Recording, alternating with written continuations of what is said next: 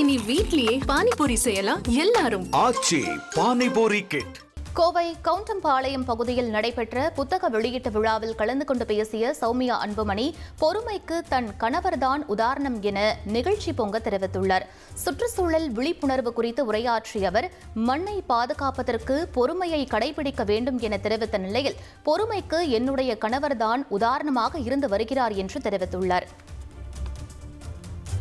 எப்படி மலைகளை பாதுகாக்க வேண்டும் என்று நாம் இன்னைக்கு இந்த புத்தகம் மூலமாக தெரிந்து கொள்கிறோமோ, நம் மண்ணையும் நாம் பாதுகாக்க வேண்டும். அதற்கு நாம் கொஞ்சம் பொறுமையை கடைபிடிக்க வேண்டும் என்று இன்னைக்கு நான் கேட்டுக்கொள்கிறேன். பொறுமையை பற்றி நான் இன்னைக்கு ஏன்னா நிறைய நான் புக்கெல்லாம் படிச்சுட்டேன். பொறுமை கடலிலும் பெரிது, ஞாலத்திலும் பெரிது அப்படிலாம் பேசிட்டோம்.